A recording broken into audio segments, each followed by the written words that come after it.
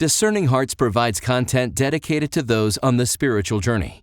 To continue production of these videos, prayers, and more, go to discerninghearts.com and click the donate link found there or inside the free Discerning Hearts app to make your donation. Thanks, and God bless.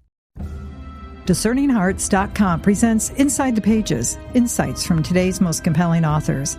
I'm your host, Kris McGregor, and I am delighted to be joined once again by Dr. Matthew Bunson, who is the Vice President and Editorial Director of EWTN News. For the past 30 years, Dr. Bunson has been active in the area of Catholic social communications and education, including writing, editing, and teaching on a variety of topics related to church history, the papacy, the saints, and Catholic culture. He is the author or co-author of over 50 books. With Dr. Matthew Bunson, we go inside the pages of Leo XIV, Portrait of the First American Pope, published by EWTN Publishing. Dr. Bunson, thank you so much for joining me. It's a privilege to be with you. When I knew that I would be able to talk with a lot of different people about the book, one of the ones that I was most looking forward to was talking with you. I love your interviews, and of course, you and I are friends from many, many years.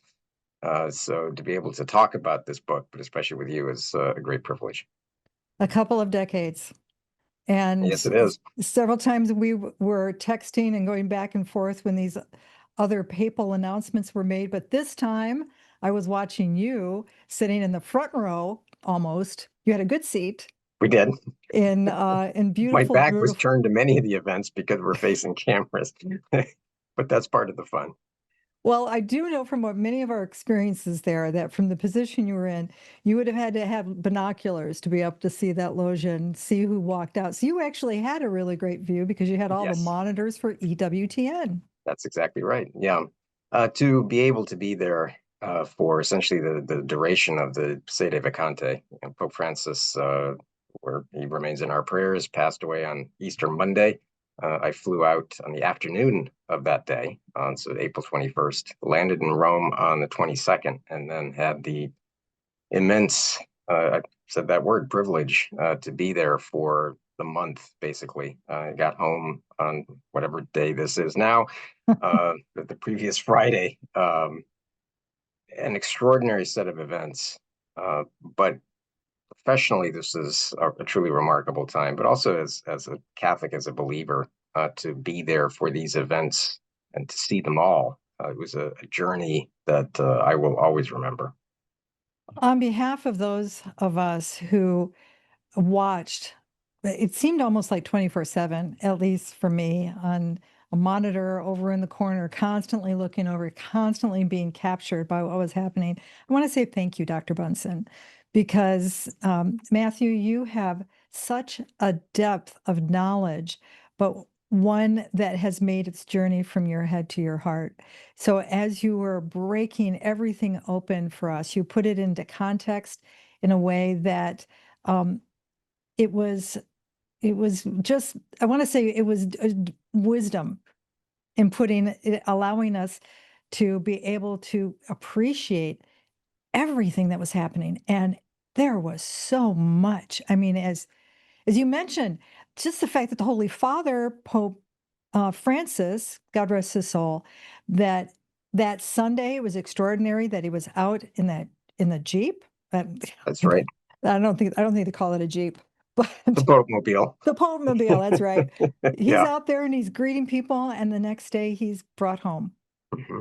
That's exactly right. And in many ways, well, first, thank you for your very kind words. The whole team across EWTN News, this was a level of commitment. The amount of work that went into all of the coverage on all of our platforms was extraordinary. And the levels of dedication that I saw on, frankly, an hourly basis in North America, in Europe, in Africa, and elsewhere, on the part of our agencies, on our producers and writers and editors.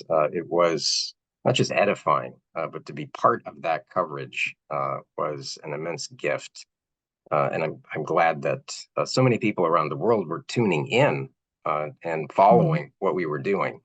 They were finding their way to us, in part because we approached this not as simply the biggest news story in the world, which it certainly was for weeks at a time, but because from a Catholic standpoint, this was a profound spiritual journey. And we really looked at it that way. And it's a journey that, in fairness, began not on Easter Monday, but really on February 14th, when Pope Francis entered Gemelli Hospital with the severe infection that he had that settled into the respiratory problems and then pneumonia. And looking back, it was a miracle that he survived. And I use the term euphemistically, not in a technical theological sense. I don't know, it's pretty close. But it was remarkable that he survived, a testament to his, frankly, his grit, his strength of will, and his determination to serve the church right to the very end. But then he obviously did not recover. And so to see him in those last days is especially poignant. I know that there were a lot of people up in arms about his little journey into St. Peter's Basilica without the traditional papal cassock and all. But to see him in those last days, I think, was in his own way a farewell to the church. And I made the comment on air at one point that we saw him for the first time as Pope on the Loggia on March 13th, 2013, and saw him for the last time on the Loggia for the Urbi et Orbi on Easter Sunday. So there was this astounding sense of closure to the whole of his pontificate. And then we embarked on the next step of the journey, which was saying farewell to him and then leading into the election of his successor. And boy, what an experience that was. To say the least. Who'd have thought? And I want to get into that, but I have to put a footnote on this. I'm looking forward to the day when you can capture all of this in yet another one of your books, because you have been the great chronicler of the papal history, at least during the last 25, if not 30 years. Yeah. And to put it into context, the remarkable occurrences. When you were speaking, I can't forget that moment during the COVID isolation period when Pope Francis came out, and the type of impact that the papacy can have That's in right. moments that affect the entire world, where the entire world watches. And then again, not only with his death, Pope Francis' death, but then with this moment. That's And right. the shock and awe, at the bigness of God, to essentially outwit everybody. And that, tell us about that. For your experience up there in the sun, in that booth on that day. That's all I could think of. I've got it. Boy, I hope they have shade up there for those guys. Well, we had 4,000 accredited journalists in Rome at any given time. Wow. Really from the moment that Francis passed all the way up to the installation mass. It ebbed and flowed. My hat has to be doffed to the Sala Stampa, the Vatican press office, for handling all of it in a way that I think really spoke well of their commitment and their recognition of the significance of the moment too. I mentioned 4,000 journalists because you could tell that the world, as I said it a couple of minutes ago, the world basically stopped with Francis's death. And yes, the secular media had its interpretation on his pontificate. They were constantly portraying him, and in fairness, to be something that he wasn't. But at the end, they were there to cover the sede vacante. And I even joked at one point that the very networks that were obsessively covering the events in Rome were also the same ones who've been telling us for years that religion doesn't matter anymore, that the Catholic Church is irrelevant. And my question to them is, if that's the case, then why are you here? Why are you spending untold amounts of money to cover this? That's all in some ways just a preface to then what happened with the election of Pope Leo XIV. Somebody that we can talk more in a minute about Robert Francis Prevost and why he was the inevitable pick, I think, for the College of Cardinals. But like so many times, they had their great prognostications, their assumptions, and God surprised everyone. I did. I was one of those. I was one of those people who would say, "Do you think we'll get an American Pope?" No, don't be silly. Right. There's no way. And it leading up to that, though, you were in a position where, of course, I was not. You were right there, and there's something very special about those cafes and the streets, Yes, they are. the Borgio Yep. Pio, and Right. all of those places where You can people accomplish a gather. lot in a bowl of pasta, over a bowl of pasta in a restaurant in the Borgo Pio. That's right. And the conversations that take place in those settings, Mm-hmm. and not just the journalists, but that's where the churchmen are gathering. That's where the cardinals are talking and getting, yes, they had to be taken away so they could talk together. But what did you hear? As a background, what were you hearing on those streets? Well, in Rome, in the midst of the Sede Vacanti, and this actually stretches back, and it's worth pointing out, and I'm glad you want to go there because realistically, as each pontificate winds down, and we knew that we were in, as the phrase that I've used, we were in the winter of the Francis pontificate. Mm-hmm. That one way or another, the time was on the march, and that his pontificate was drawing to a close. So you have inevitably some discussion about who might be positioned or suitable, or who are the candidates, the papabili. Francis even joked about it in 2023 when he had that pretty significant health scare. That basically they were already preparing for the conclave. And in 22 and in 21 and exactly, and he lived on for years. God bless him. It's exactly so. And from that standpoint, then we had some idea of who a few of the candidates were heading into the Sede Vacante, the Interregnum. The problem with that always is that that time-honored phrase that he who goes in the Pope comes out a cardinal. That isn't always really true, based on the election of Joseph Ratzinger as Benedict XVI, of Giovanni Battista Montini as Paul VI, of Eugenio Pacelli as Pius XII. I mean, these were serious candidates that emerged in fairly short order to become Pope. But there were certainly candidates that were being discussed heading into this interregnum, names that for a while became quite prominent in Rome, where you would hear from one week to the next, even from one day to the next, oh, well, I hear that there's great interest right now in Cardinal Tolentino Mondoncia. Or they would say, well, Cardinal Luis Tagle is still a figure to be reckoned with when it comes time to enter the Sistine Chapel. And then you'll have names like Cardinal Jean-Marc Aveline of Marseille. And then you have various other Asians that right at the end, for example, there was a flurry of interest apparently among progressive journalists in Cardinal Cianco David of the Philippines. Now, if there's any truth to the stories, he may have even gotten some votes in the conclave. We don't know how many, and I try to avoid that type of speculation because I think it's a violation in many ways of what the cardinals are asked not to do, which is not to speak about it, to let those events transpire as they were supposed to in secret.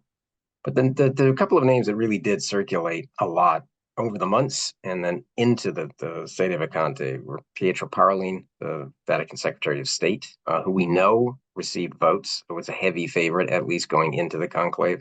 Cardinal Matteo Zuppi of Bologna, the aforementioned Cardinal Luis Tagle from the Philippines, but also a long-serving Vatican official.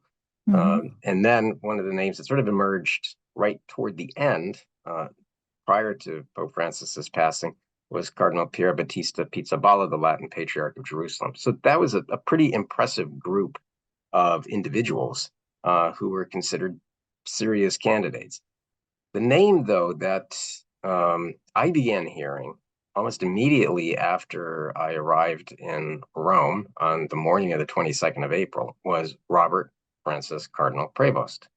Interesting. Not that he was considered a huge papabile, but that he was somebody that had piqued interest on the part of a number of cardinals who had dealt with him. That sort of continued percolating very quietly over the next weeks, and to the point where I was myself asking different people that I know, well, what do you think of Cardinal Prevost, and is there any discussion about him? And the answer at that point was yes, but. And the but was always what you just said, that it's simply not possible, and certainly in the imagination of a lot of people, that an American, a U.S. citizen, would be elected Pope. So he was sort of, despite all the different reasons that he could be elected Pope, he was sort of set aside in the assumptions. You know, the dangers of conventional wisdom. It'll kill you every time. And conventional I wisdom gotta remember was, that. Let me write that down. That's perfect. Okay. conventional wisdom said it could not be an American. And yet, as we looked at the general congregations on the part of the cardinals who had gathered, and that's getting insights and conversation from all the cardinals, including those over 80, which meant they weren't going to be voters. Right. When they were meeting for those days, there were 12 general congregations spread out basically over a week. The question was, what are we looking for? What is the church facing right now? And what are the characteristics of the person who should succeed or could succeed Pope Francis? And they had topics like the law, somebody who had to understand church law. Why? Because, well, we have lived in an era, basically, of a pontificate that, to use the colloquial analogy, that relied on very heavily on executive orders, motu proprios. That he made a lot of changes in church structure and church law, things that he intended to have good effect, but at times have needed clarification. So we're in this post-Francis period now, where I think there's going to be a lot of need for that, and the cardinals recognize that. Somebody who'd be able to tackle Vatican finances, somebody who had run a large institutional part of the church, that might lead them towards, say, a major archbishop somewhere, or in this, perhaps somebody who had run one of the big orders in the life of the church, somebody who had vast experience in the missionary field, somebody who had lived in the missions and who was a missionary himself, who understood what was needed, somebody who was also attuned to the signs of the times, and not in the bad way that has often been associated with it, but somebody who actually understands culture today. Somebody else who would be able to steer vast project of synodality in a way that wouldn't be a carbon copy of Pope Francis, but that might actually still be of great benefit to the church in this new pontificate. So box after box was out there, and Robert Cardinal Prevost seemed to tick almost every one of them. And yet he was set aside, as I said, just from the assumption that conventional wisdom said, well, it can't be an American, so who else would they be looking at?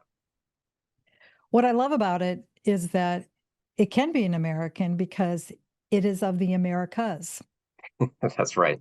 He is a citizen of the Americas. That's right. Somebody called him the first Pan-American Pope, which is an interesting way.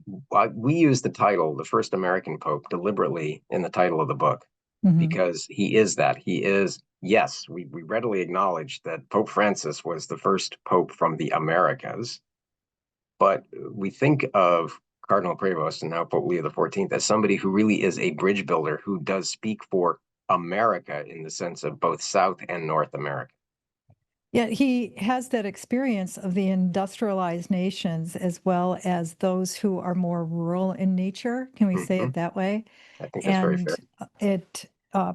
The beautiful, beautiful people of Peru and living in that culture. And I've known those who have served in those missions.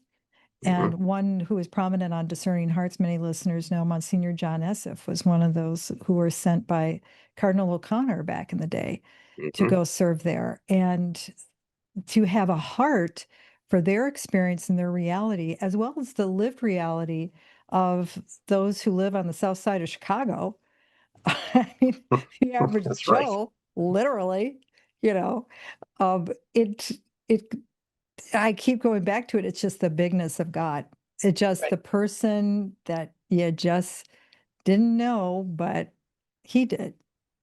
So we had all this the chatter surrounding, well, it can't be an American. Hmm. And the American cardinals who were there right after the conclave gave a press conference at the North American College. And they were asked, of course, the obvious question, how is it possible that an American was just voted in to become Pope? And their answers were pretty much along the lines that you were just saying, that he was perceived less as an American in the traditional sense of the word, and more as an almost universal figure, somebody who transcended those borders. Why? Because, yes, he was born in Chicago and had all of that important formation in his life. And I think it is extremely important to understand the significance of his family life. But he was also had been gone for decades from the United States.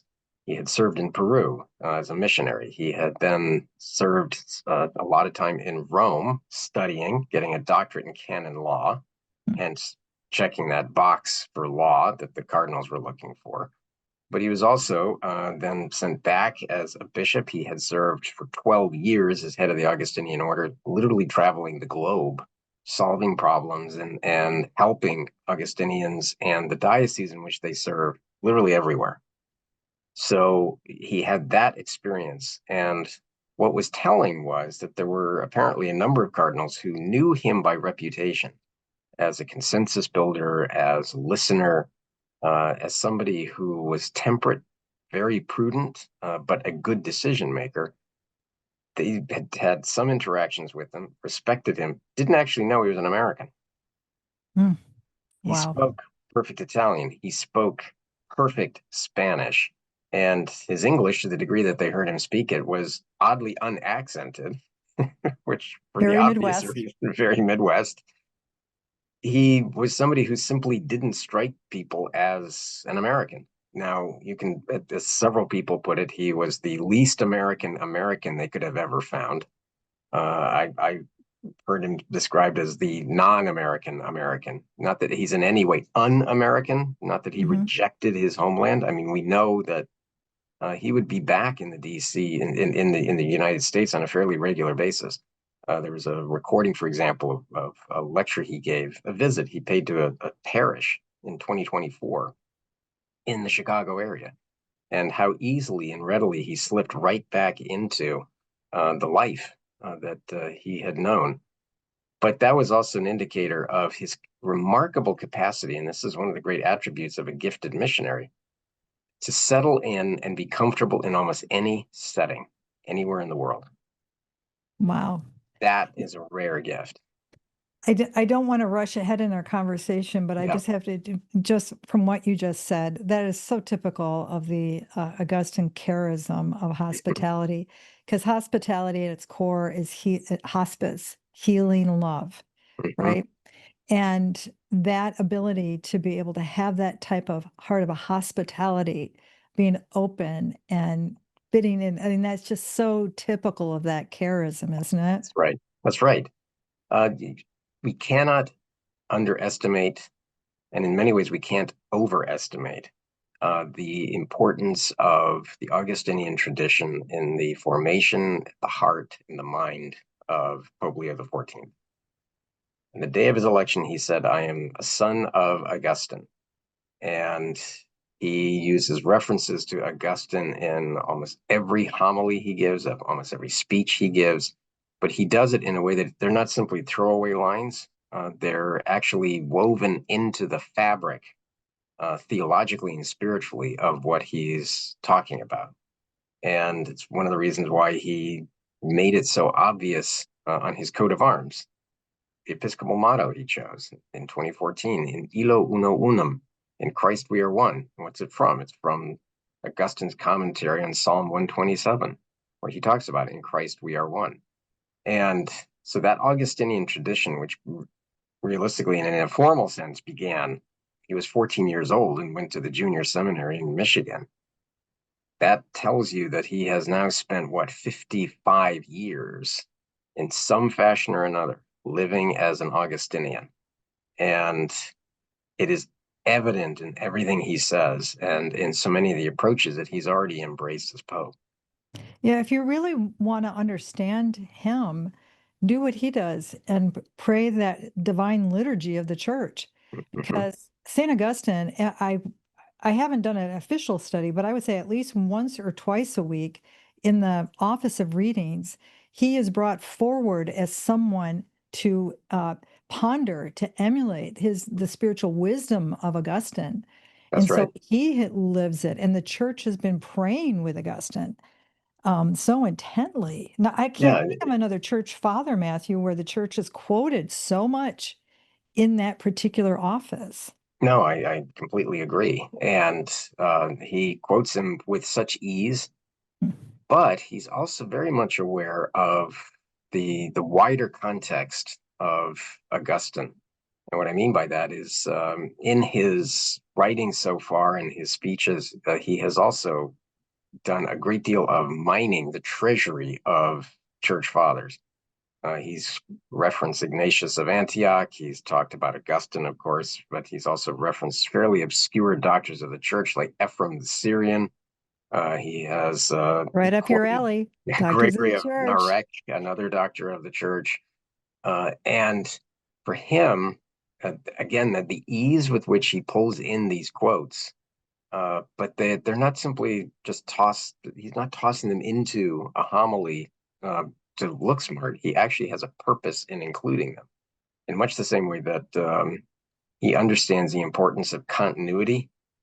Yes, he references Pope Francis a great deal, Evangelii Gaudium in particular, but he also references Benedict XVI, John Paul II, Paul VI, and the Second Vatican Council. So he is positioning himself in a very similar way, again, to Augustine, in understanding the importance of tradition, of that incredible patrimony, that treasury of teachings that the church offers. But we have to appreciate the full breadth and depth of it rather than cherry pick. Or he also, so far as it's early yet, obviously, in his pontificate, but he is one of the least self-referential pontiffs that I think we will see.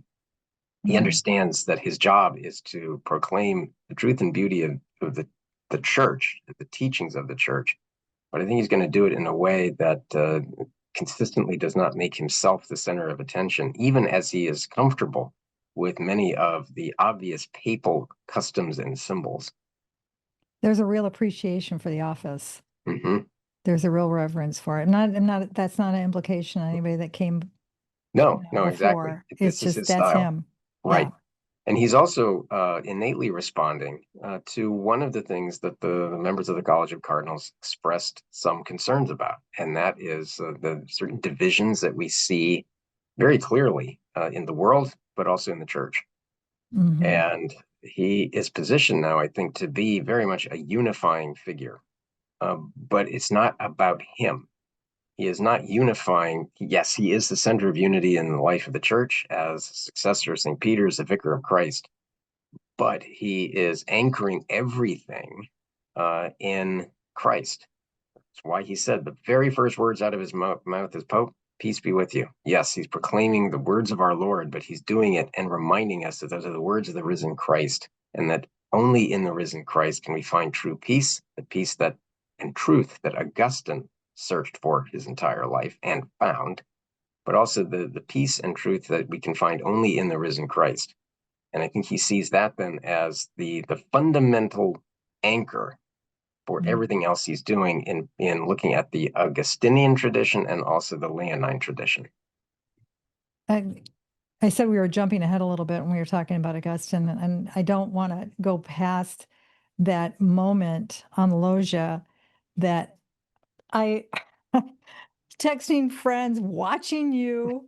I had my daughters around me. My son came in to watch, and I'm listening, and the collective what was happening Right. everywhere when not only did he make his appearance, but even before he showed up, that that he chose, not only was it him, but that it would be Pope Leo. That's right. I almost fell out of the comfy chair. I mean, it blew me away. Pope Leo. Wow.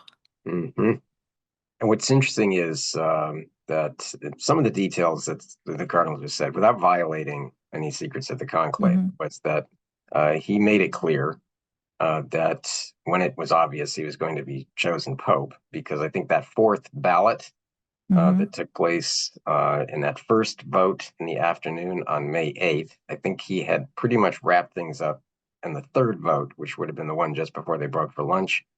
Then they came back. They did a fourth vote, and that's the one that secured him the papacy. That's incredible. I'm sorry, but it's like 4 votes. Like, Four what? votes. I Yeah. was going to go out So to dinner. Wait a minute. that's, Hold it. I mean, that's essentially Ratzinger Yeah. in '05.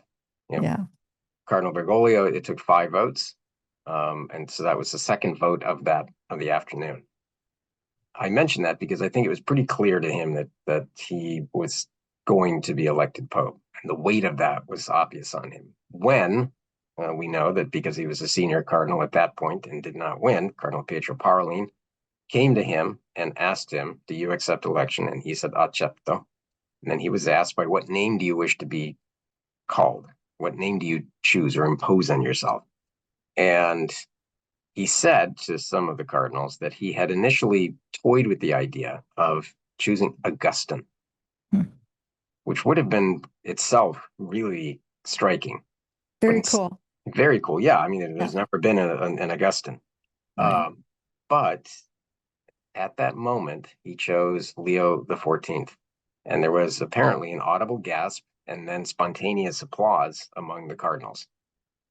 Oh, I was And, applauding. I couldn't believe, I mean, Reverend Navarro, it's like, that's right. a statement. That was a Yes, statement right there when he said, I mean, I just went, you're kidding. that's exactly right.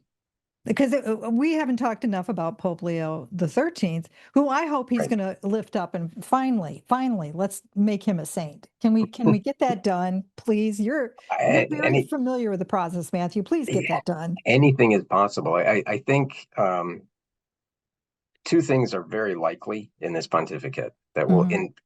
kind of emulate Leo the 13th, where Leo the 13th, Gioacchino Pecci, 1878 to 1903, was elected at the age of 68, considered to be, given that era, somebody who'd be probably not around that long. Instead, he was Pope for 25 years Wow, I didn't and realize it was that buried all long. but one of the electors who chose him.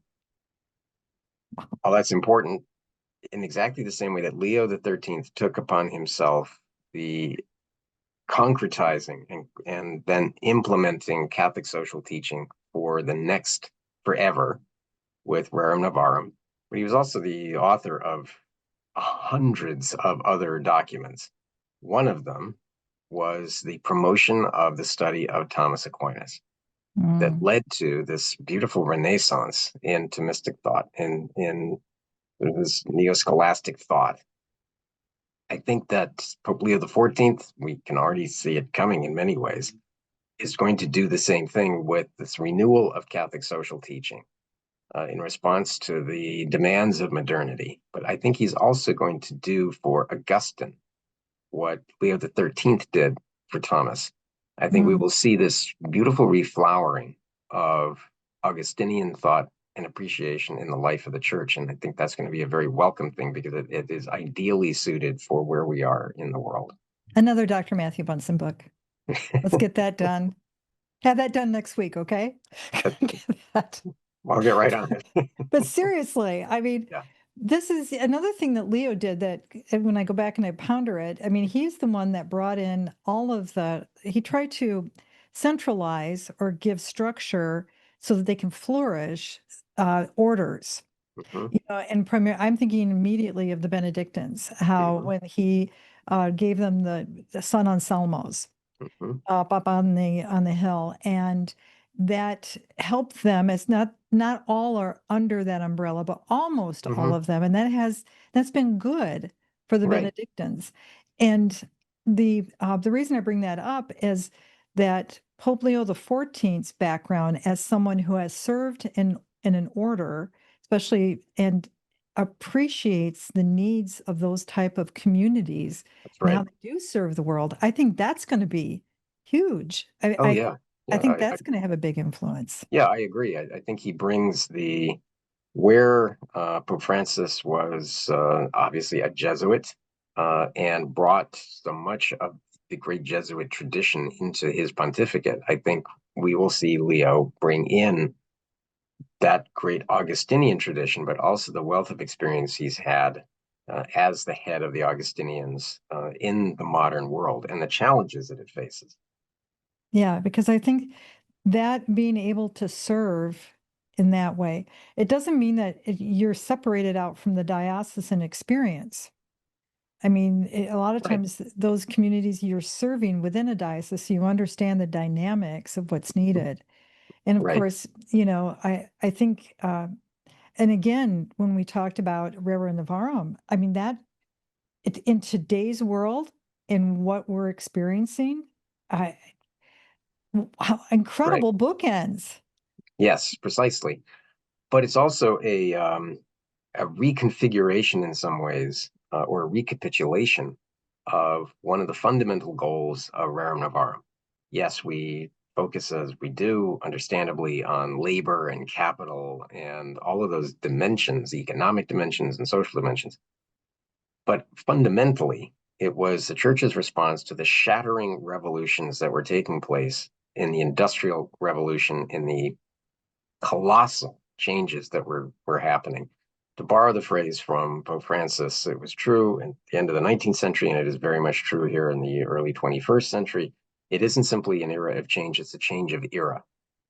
Mm. And at the heart of Rerum Novarum, with its defense of private property and the families and everything else, at the heart of it, the heart of Catholic social teaching, is the dignity of the human person made in the image and likeness of God, Amen. That's it. and the pursuit of the common good. Mhm. And it seems to me very clear, is that Leo XIV is distilling down to the essence of Catholic social teaching. Again, the threats to the dignity of the human person made in the image and likeness of God from these new revolutions, the technological revolutions, the technocratic order, and of course, the almost unbridled development of technologies without taking the time to understand or to apply any forms of wisdom in how they can be applied. Are these safe?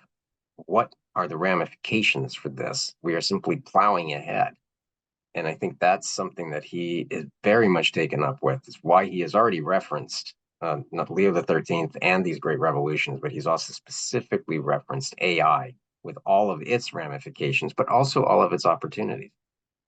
Yeah, there can be profound good, but with that profound ill. And what's beautiful about this is that he's approaching this particular subject, but from that Augustinian heart, Mhm. that heart of prayer. And he understands the human person. Because if you don't understand this, like you just said, the dignity of each person and the pursuit of the common good, and you don't take that into yourself, if it's just a head Right, acknowledgement, you can twist that. right. And he understands that because not only did Augustine write about that and preach about that, but now we have a pontiff who, like you said, is just can see all the dynamics and the struggles of the human heart in its leaders, in world leaders, but also in the smallest and most Yeah. tiny of individuals. And the effects of the world on a person. Augustine himself is a perfect example of that. He Right. lived in a pagan imperial era that the culture of the era was, I mean, frankly, moribund. It was the deterioration, the decline had set in already, but it was as much a moral and spiritual decline in the Roman Empire as it was economic, military, and political. Christianity then was the antidote to that deterioration, that decline. And I think that's something that Leo XIV is already proposing to a modern world in a new era. And I think that's going to be something of a prophetic witness that he's going to bring. And Augustine is going to be the anchor for that, but also Leonine thought is going to be one of the means of providing that voice into culture But we also have to go back to, he's also referenced Leo the First the Great, and as one of the inspirations for choosing the name Leo. And what was the great testament of Leo the Great? It was twofold. It was clarity of teaching. It was helping the church in an age of crisis to deepen her understanding of who Christ is. And in the middle of these great Christological heresies, Leo the First spoke with this great clarity in helping all of us to understand more profoundly the person of Christ, but then also the great courage of standing up to the tyrants and problems of his era. And 452, saving Rome from destruction by Attila the Hun. Those are pretty interesting role models to emulate. Leo the First, the Great, and then Leo the 13th. Yeah, when you think of both men, and in particular Leo the 13th in our own time, he understood the spiritual battle. He's the one that gave us the great prayer to Saint Michael. He understood, what affects the human heart. And, I referenced that just a little bit in what I just earlier said, but I think Leo the 14th, it has that same appreciation. And I opened the book with a very clear discussion of the interest that Leo the 13th had in the United States. We think, of course, of Testum Benevolentiae and all of these other documents that he issued concerning things like modernism and other things. But he also, in 1895, issued Longinqua, which was his letter to American Catholics, that he had high hopes, expectations, and aspirations for American Catholics to have a great role in the life of their country. And I couldn't think of a better way to start any discussion about Leo the 14th, anchoring himself to Leo the 13th without that great solicitude that Leo the 13th had for American Catholicism.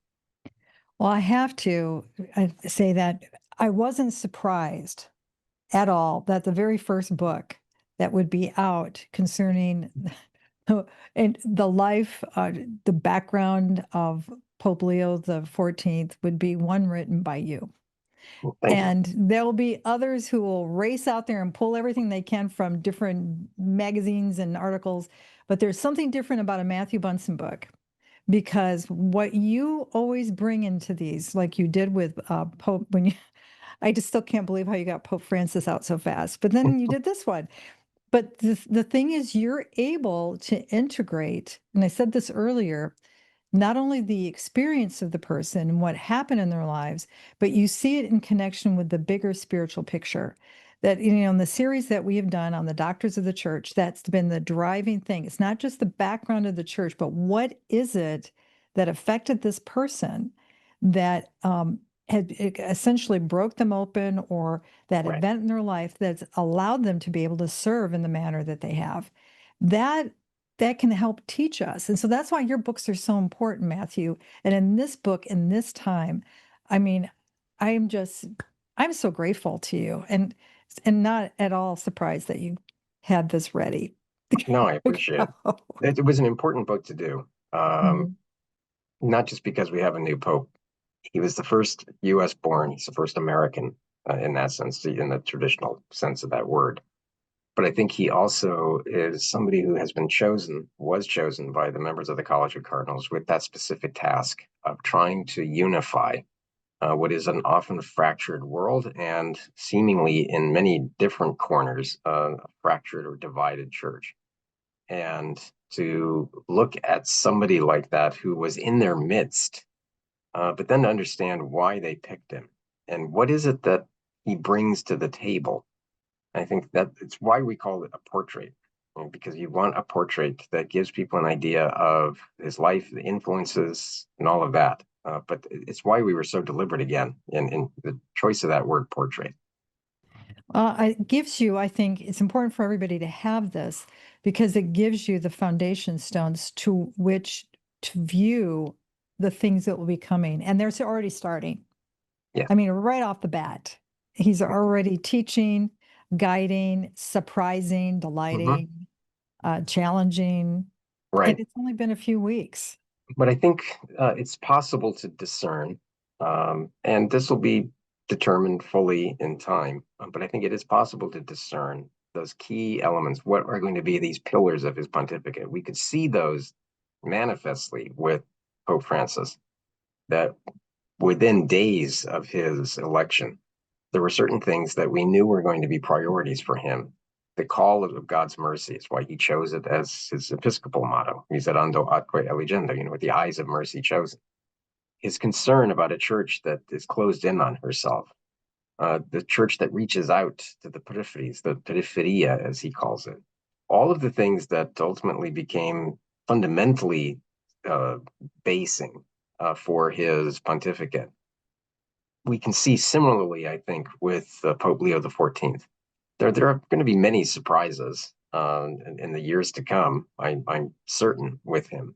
But I think that determination to unfold Augustinian thought, to develop Catholic social teaching in a way that responds to the needs of the world, but anchoring everything in the peace of Christ, the restlessness that can be brought to an end in all of us, to use that Augustine phrase again, that you can only find in the peace of Christ. And I think it's going to be very interesting to see what he does with all of that in the years to come.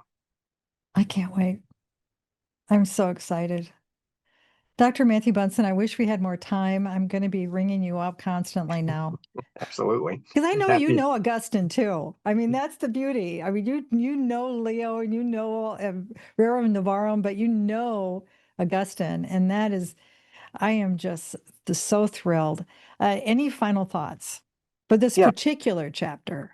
On this particular chapter, I think it's as Catholics, let's remember the last month. Let's remember this journey that we were all on, that began, as I said, with the passing of Pope Francis and culminated with the election of Pope Leo XIV. And what is it that God is trying to tell us? And how then can we as Catholics support our new Pope, our new pontiff? We pray for him. We work to promote unity in the church. But I think one of the hallmarks of his pontificate also is going to be great clarity. And so in our own lives, let's try to be clear about the faith. Let's proclaim the faith with boldness, but also with that clarity. It's beautiful. Thank you so much, Dr. Matthew Bunson. Privileged to be with you, it really is. With Dr. Matthew Bunson, we've gone inside the pages of Leo XIV, Portrait of the First American Pope. To learn more about this book or to obtain a copy, go to sophiainstitute.com, the website for its publisher, EWTN Publishing, or you can find it at any fine Catholic bookstore. To hear and or to download this conversation along with hundreds of other spiritual formation programs, visit discerninghearts.com, or you can find it in the free Discerning Hearts app or wherever you download your favorite podcast. This has been a production of Discerning Hearts. I'm your host, Kris McGregor. We hope if this has been helpful for you, that you will first pray for our mission, which is to offer authentic and rock-solid spiritual formation freely to souls around the world. And if you feel us worthy, please consider a charitable donation, which is fully tax-deductible, to help support our efforts. But most of all, we hope that you will tell a friend about discerninghearts.com and join us next time for Inside the Pages, insights from today's most compelling authors.